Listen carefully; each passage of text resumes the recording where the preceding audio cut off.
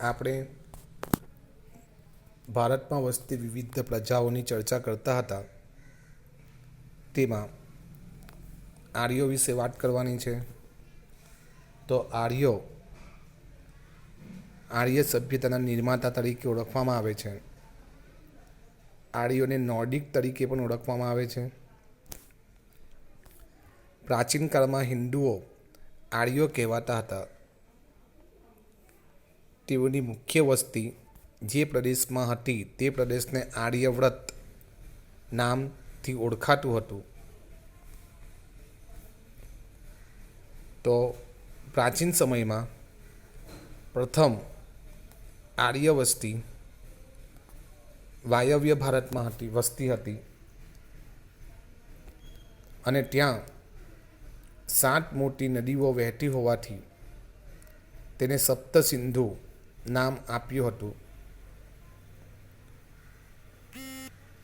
ઉત્તર વૈદિક કાળમાં આર્યવ્રતનો પૂર્વમાં મિથિલા એટલે કે બિહાર સુધી અને દક્ષિણમાં વિંધ્યાચલ સુધી વિસ્તાર થયો હતો. અન્ય સમકાલીન પ્રજાઓ કરતાં તેઓ વધુ વિકસિત હતા. ઉપરાંત આર્ય ભરત રાજાના નામ પરથી એટલે કે ભરતકુળના નામ પરથી આ વિશાળ પ્રદેશને ભરતભૂમિ અથવા ભરતખંડ અથવા ભારત વર્ષ કે આજનું ભારત જેવા નામોથી ઓળખવામાં આવે છે. આર્ય પ્રકૃતિ પ્રેમી હતા. તેઓ વૃક્ષો, પહાડો, સૂર્ય, વાયુ, નદીઓ, વરસાદ વગેરેની પૂજા આરાધના કરતા હતા. તેમણે આ દરેકની સ્તુતિ અથવા શ્લોક અથવા ઋચાઓની રચના કરી હતી. સમય જતાં વેદ પઠન પ્રચલિત બન્યું અને તેમાંથી જ પૂંજાવિધિની શરૂઆત થઈ.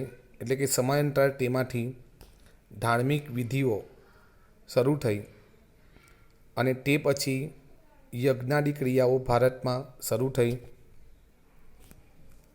ભારતમાં આવેલી વિવિધ પ્રજાઓની સંસ્કૃતિઓના વિશિષ્ટ તત્વો અપનાવીને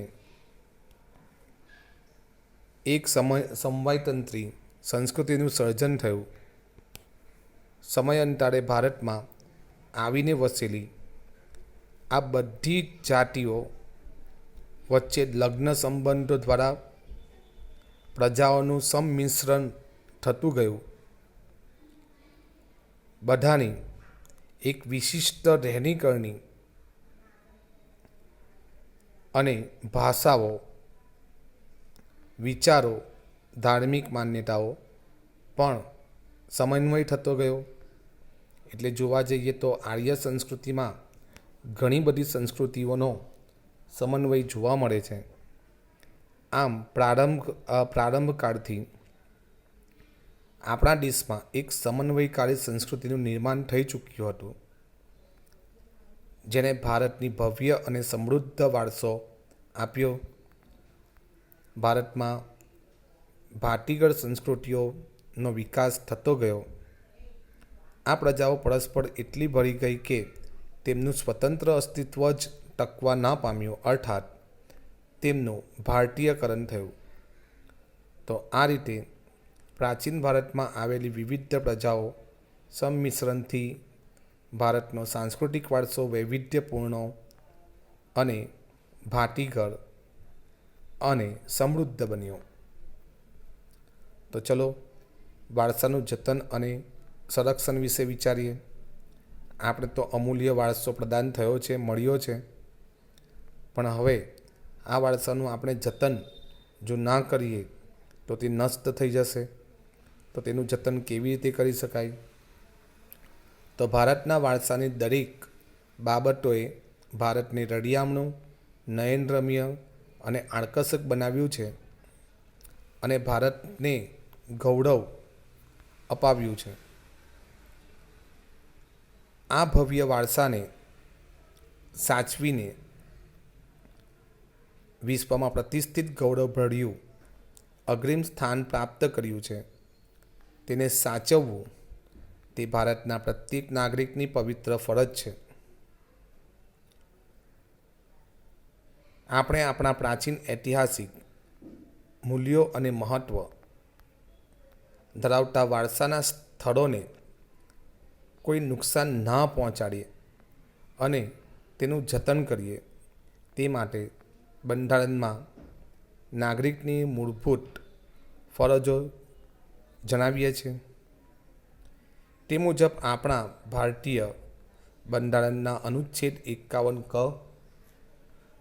માં ભારતના નાગરિકોની જે મૂળભૂત ફરજો દર્શાવી છે તેમાં પણ 6 જ અને ટ અર્થાત 6, 7 અને 9 જે ચોપડીના પ્રથમ પાનામાં તમે જોઈ શકશો માં દર્શાવ્યા મુજબ આપણી સમન્વિત સંસ્કૃતિના સમૃદ્ધ વારસાનું મૂલ્ય સમજી તેની જાળવણી કરવાની ફરજ છે.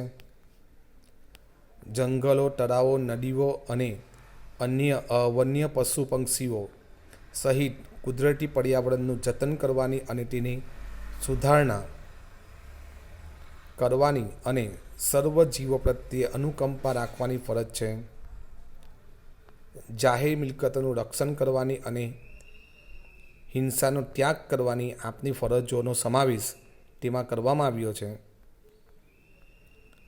આમ પ્રકૃતિ જે રમ્ય ભૂમિ દ્રશ્ય ભારતની ભૂમિને આપેલા છે કે સર્જેલા છે તેની સુંદરતા, પવિત્રતા અને શુદ્ધતાને આપણે સૌ સાથે મળીને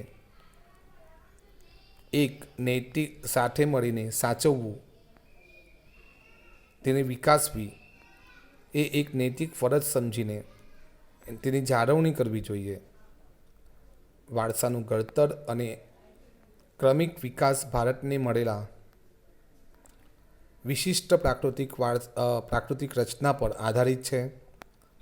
પ્રકૃતિ દ્વારા ભારતને અઢળક સમૃદ્ધિ પ્રાપ્ત થઈ છે. પ્રકૃતિએ ભારતને ખુલ્લે હાથે સમૃદ્ધ બનાવેલું છે. આ પ્રાકૃતિક વિશિષ્ટતાઓએ ભારતને દરેક ક્ષેત્રમાં વિકાસ માટેની અણમોલ તક પૂરી પાડી છે. ભારતનો વારસો સદીઓથી ભારતના લોકો દ્વારા આર્થિક, રાજકીય, સામાજિક અને સાંસ્કૃતિક ક્ષેત્રે કરેલ વિકાસનું પરિણામ છે.